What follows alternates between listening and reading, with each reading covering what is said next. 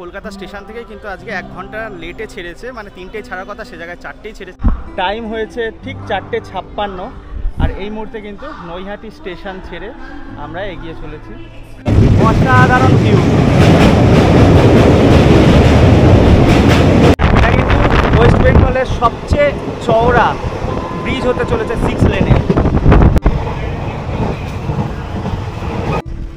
তোমাদের তো দেখান আমি কাটোয়া জংশন ছাড়লো, আর এখন কিন্তু ঝুলির থেকে সব খাবার বের করছে, এই যে বাদাম। মানে ট্রেন 1 ঘন্টা লেটে ছেড়েও কিন্তু বেশ টাইমে চলছে, মানে অনেক অ্যাডভান্স চলছে।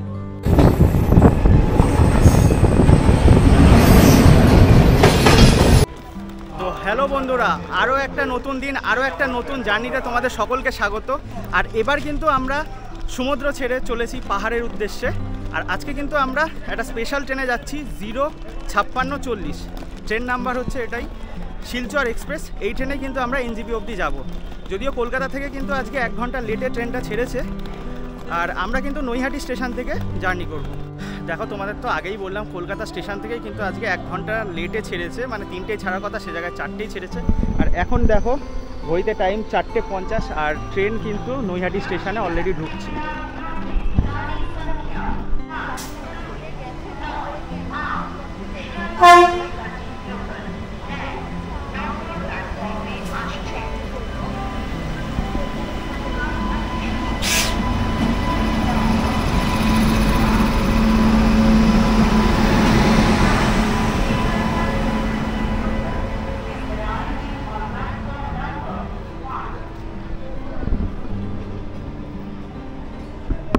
দেখো যদিও আমি জানতাম যে এলএইচবি কোচ দেবে, কিন্তু এই ট্রেনটা কিন্তু আইসিএফ কোচ।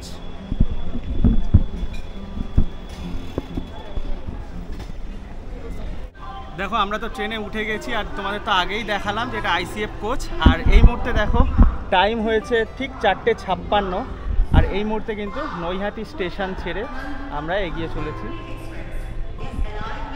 আর এরপরে কিন্তু নেক্সট স্টপেজ ব্যান্ডেল জংশন।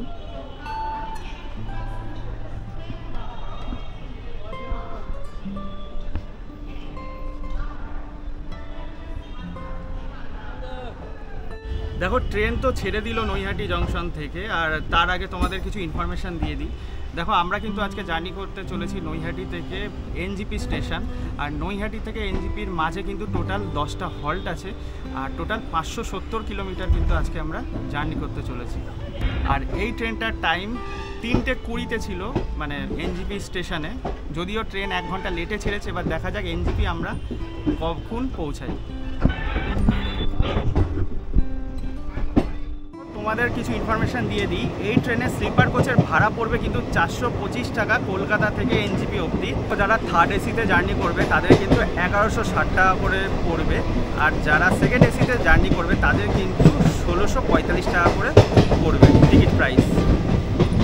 আর এই মুহূর্তে দেখো আমরা কিন্তু জুবলি ব্রিজ ক্রস করবো।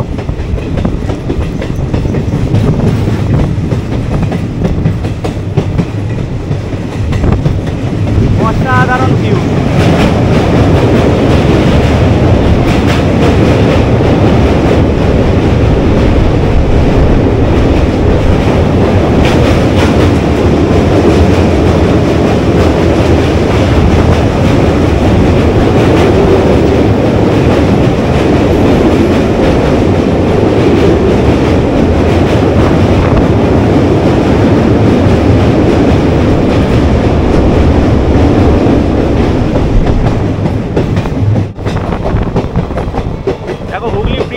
ক্রস করার ওই যে ইমামবাড়া দেখতেই পাচ্ছ। দেখো আমরা কিন্তু এখন আমাদের যাত্রাপথের প্রথম স্টপেজ মানে ব্যান্ডেল জংশন, আর ট্রেনের যাত্রাপথের দ্বিতীয় স্টপেজে ঢুকছি। আর ট্রেন কিন্তু ভালোই লেট। দেখো এখন ঘড়িতে বাজে 5:37, আর সবেমাত্র কিন্তু আমরা ব্যান্ডেল জংশন প্রবেশ করছি। আর এই সাইডে আকাশটা কিন্তু অপূর্ব সুন্দর লাগছে, দেখো সানসেট হচ্ছে।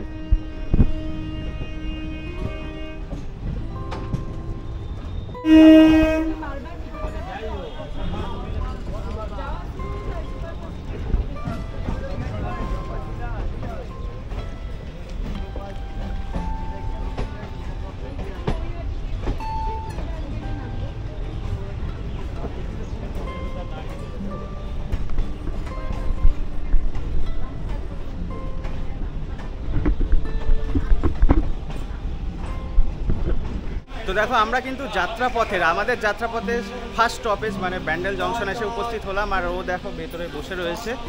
আর টোটাল ট্রেন প্রচুর লেট, মোটামুটি আধ ঘন্টা 45 মিনিট, যদিও 1 ঘন্টা লেটেই কিন্তু ছেড়েছিল।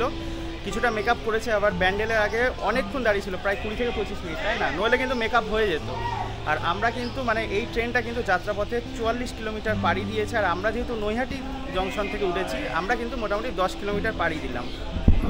আর দেখো এই হচ্ছে Bandel junction.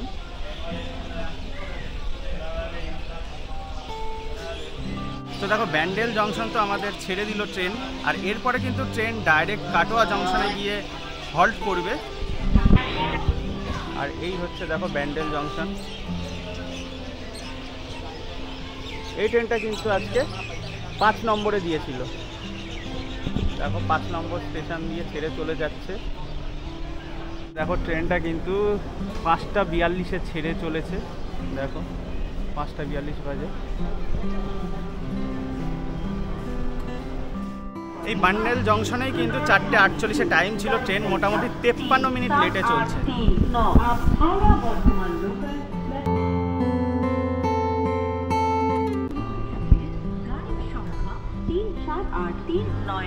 Howrah Bardhaman local via mail.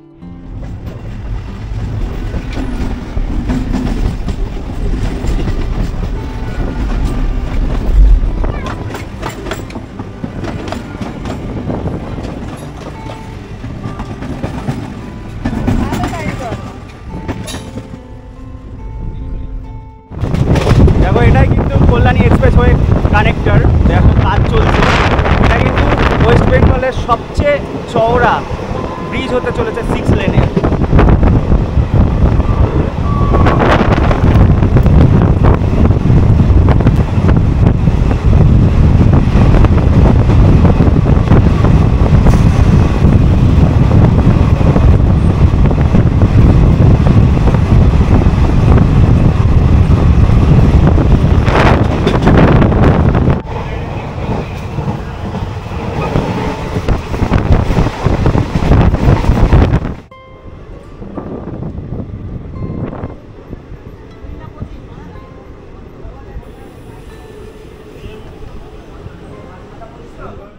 দেখো আমরা কিন্তু টোটাল 148 কিলোমিটার পাড়ি দিয়ে এই মুহূর্তে কাটোয়া জংশনে এসে উপস্থিত হয়েছি। আর ও দেখো অলরেডি ট্রেনের ভেতরে। আর আমাদের ট্রেন কিন্তু অনেকটাই টেনে দিয়েছে। মানে কাটোয়া জংশনে টাইম ছিল হচ্ছে 6:45 আর 6:47-এর ছাড়ার টাইম। সে জায়গায় দেখো এখন কিন্তু বাজে 7:12, মানে অনেকটাই টেনে দিয়েছে। মোটামুটি 20 মিনিট মতো লেট রয়েছে। আশা করছি এটুকু টেনে দেবে। আর দেখো এই হচ্ছে কাটোয়া জংশন।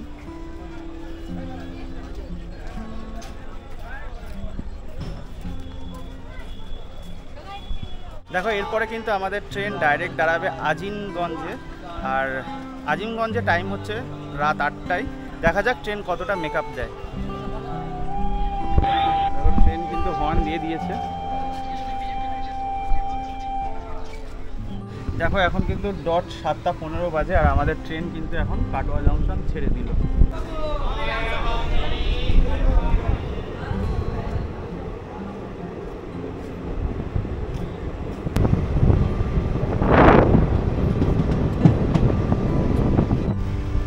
তো দেখেন আমি কাটোয়া জংশন ছাড়লো।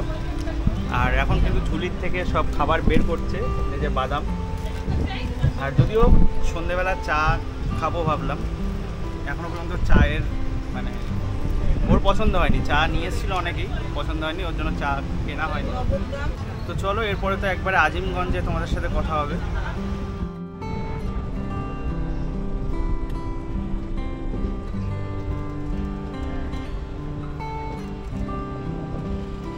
এই মুহূর্তে কিন্তু আমরা টোটাল 221 কিলোমিটার পাড়ি দিয়ে আজিমগঞ্জ জংশনে এসে উপস্থিত হয়েছি। আর এই ট্রেন কিন্তু অনেকটাই কভার করে দিয়েছে। 8টায় ঢোকার কথা ছিল আর 8:05 ছাড়ার কথা ছিল, কিন্তু এই মুহূর্তে কিন্তু 8:14 বাজে। দেখো দেখে নাও 8:14 বাজে, মানে মোটামুটি 14 মিনিট লেট। এতক্ষণ 30 মিনিট লেটে চলছিল, এখন 14 মিনিট লেট। অনেকটাই কিন্তু কভার করে ফেলেছে। দেখো এই হচ্ছে আজিমগঞ্জ জংশন।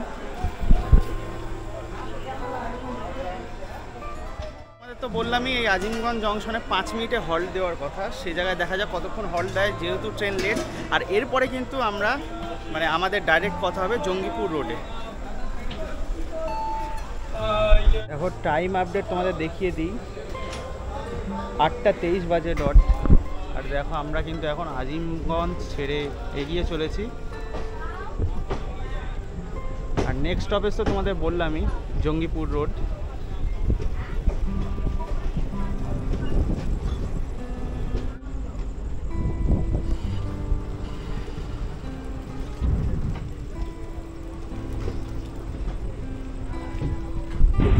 তো আজিমগঞ্জ তো ছেড়ে দিল, এরপরে তোমাদের সাথে নেক্সট কথা হবে জঙ্গিপুর রোডে গিয়ে।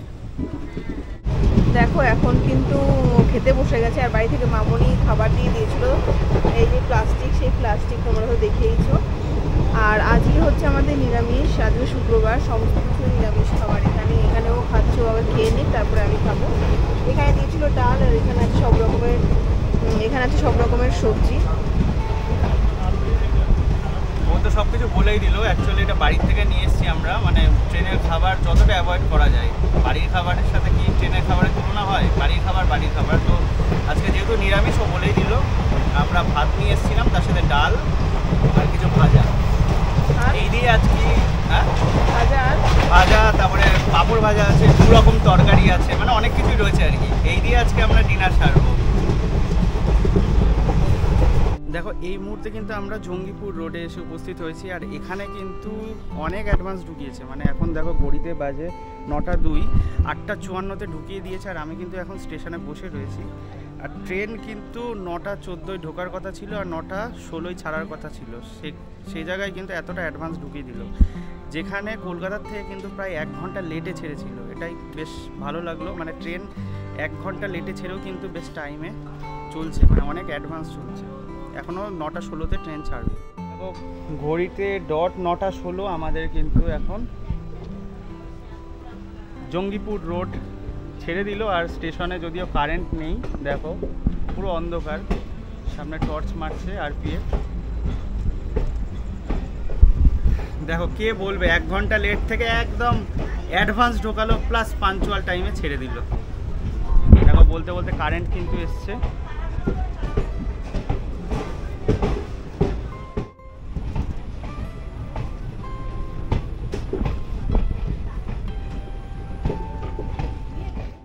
ট্রেন তো জঙ্গিপুর রোড ছেড়ে দিল। আর এরপরে কিন্তু নেক্সট স্টপেজ 11টা, রাত 11:15 মালদা টাউন। আমি জানি না অতক্ষণ জেগে থাকতে পারবো কিনা, যদি জেগে থাকি তোমাদের সাথে শেয়ার করব। তো চলো এবার আস্তে আস্তে এগিয়ে যাওয়া যাক। রাত এখন 10:21, আর এই মুহূর্তে কিন্তু আমরা নিউ ফারাক্কা জংশন ক্রস করছি। আর সামনেই কিন্তু ফারাক্কা ব্যারেজ।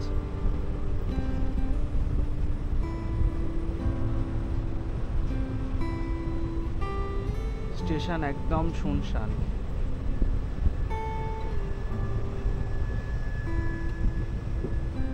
বাঁদিকে কিন্তু হুগলি নদী, মানে এখান দিয়েই কিন্তু আমরা কলকাতায় যেতে পারবো। এই যে ছোট ব্যারেজটা, আর মেন হচ্ছে ফারাক্কা ব্যারেজ। দেখো পাশে NH-34, আর এই যে আমরা ফারাক্কা ব্যারেজের ওপর দিয়ে এখন যাচ্ছি। গঙ্গায় প্রচণ্ড জল রয়েছে,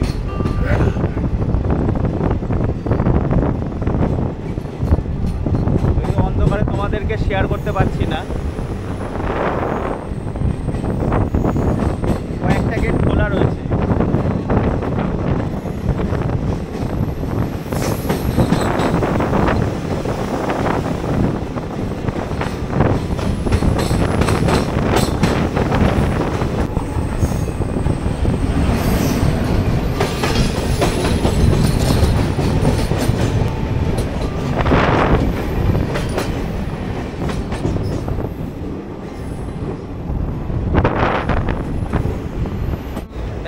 ফারাক্কা ব্যারেজ শেষ। আর যতটুকু দেখলাম এখন যেহেতু প্রচণ্ড জল রয়েছে, কিন্তু আর কয়েকটা গেট খোলা রয়েছে, মারাত্মক শব্দ হচ্ছে। লিটারালি যদি এটা দিনের বেলা হতো তো তোমাদের সাথে ভালোভাবে শেয়ার করতে পারতাম।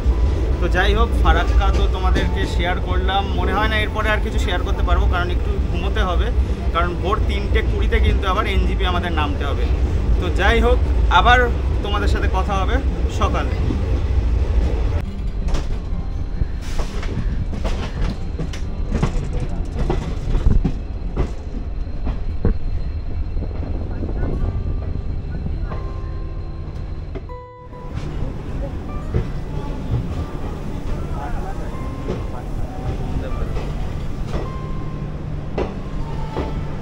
আমাদের লেফট সাইডে কিন্তু এনজিপি পাটনা বন্দে ভারত দাঁড়িয়ে রয়েছে।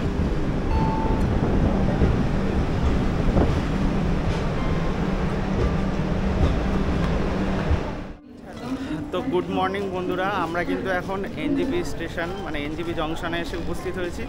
আর তোমাদের সাথে তো লাস্ট কথা হয়েছে আমাদের, মানে আমার বিশেষ করে ফারাক্কা ব্যারেজটা তোমাদের লাস্ট দেখিয়েছি, তারপরে তো আর দেখাতে পারিনি। দেখো 5টা 8 বাজে আর আমাদের ট্রেন 3টে 20-তে ঢোকার কথা ছিল, কিন্তু প্রায় 5টায় মানে পৌঁছেছি আমরা। তো যাই হোক, আশা করছি এই ব্লগটা তোমাদের ভালো লেগেছে। আর এই ট্রেনের ব্লগটা আমি এখানেই শেষ করব। এরপরে তো বাইরে বেরিয়ে কিভাবে আমরা দার্জিলিং যাচ্ছি টোটালটাই তোমাদের সাথে শেয়ার করব নেক্সট ব্লগে। তো এরকমই আরও ইন্টারেস্টিং ভিডিও পেতে হলে অবশ্যই চ্যানেলটি সাবস্ক্রাইব করে রাখো। তো দেখা হচ্ছে নেক্সট ভিডিওতে, ততক্ষণের জন্য ভালো থেকো, সুস্থ থেকো, আর এভাবেই আমাকে সাপোর্ট করে যেও। Bye bye.